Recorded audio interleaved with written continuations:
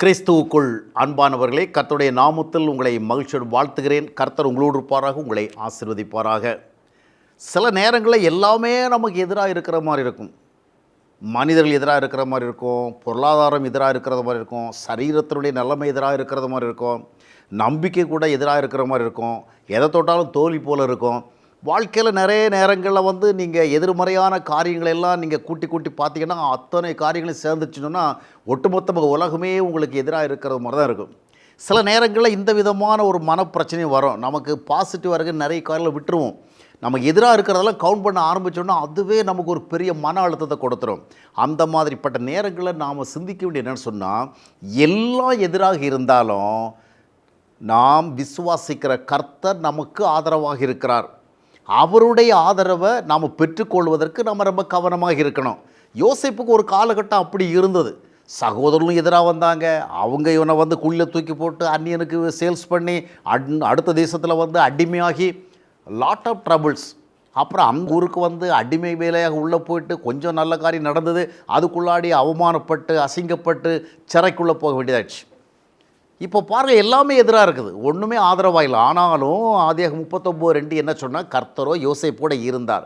ஒட்டுமொத்த உலகமும் ஒட்டுமொத்த நிலைமைகளும் நமக்கு எதிராக இருந்தால் கூட அதுக்காக நமக்கு ஒன்றுமே கிடையாது, நம்ம ஹோப்லெஸ் ஆகிட்டோம், அவ்வளோதான், இனி நமக்கு யார் இருக்கிறா எது இருக்கிறா அப்படி சிந்திக்கவே கூடாது. எல்லாவற்றை விட வலிமையான ஒரு தேவன் நமக்காக இருக்கிறார். அவரை எந்த அளவிற்கு நம்ம சார்ந்து கொள்கிறோமோ அந்த அளவுக்கு நமக்கு ஆதரவாக இருப்பார். யோசேப்புக்கு எல்லாம் எதிராக இருந்த பொழுது ஆண்டவர் அவனுக்கு ஆதரவாக இருந்தார். இது எப்படி நடக்குதுன்னு சொன்னால், ஏன் யோசேப்புக்கு ஆதரவாக இருந்தான்னா அதுக்கு பின்னால் ஒரு சீக்ரெட் இருக்குது. ஏதோ யோசேப்பு பக்தியாக இருந்தான், ஜெபம் பண்ண இல்லை. யோசேப்பு தேவனுடைய திட்டத்துக்கு உட்பட்ட ஒரு மனிதனாக இருந்தான்.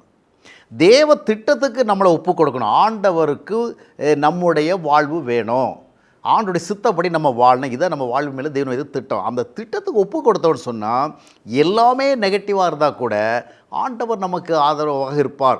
எனவே அந்த நம்பிக்கையோடு நாம் வாழலாம்.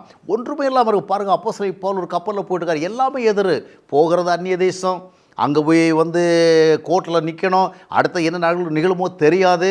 அது மட்டுமல்ல, போய்கொண்டிருக்கிறதான கப்பல் உடைகிறது, உடைந்து உயிர் தப்புமுங்கிற கேள்வி வந்துச்சு. காற்று வீசுகிறது, மழை பெய்கிறது, இருள், ஐயோ சொல்லி மாளாத பிரச்சனை. ஒரு கணம் யோசித்து பாருங்கள், எல்லாமே எதிராக இருக்குது. ஆனால் அந்த இரவிலும் கூட அப்போஸ்தலன்படி 27ஆம் மத்தேயு 24 வாஸ்து பார்த்திங்கன்னா, அங்கே தேவ சத்தத்தை அவன் கேட்குறான். கர்த்தர் அவனுக்கு ஆதரவாக இருக்கிறதுக்கு சொல்லப்படுகிறது. அருமையானவர்களே, எல்லாம் எதிராக இருந்தாலும் பிரச்சனையே கிடையாது.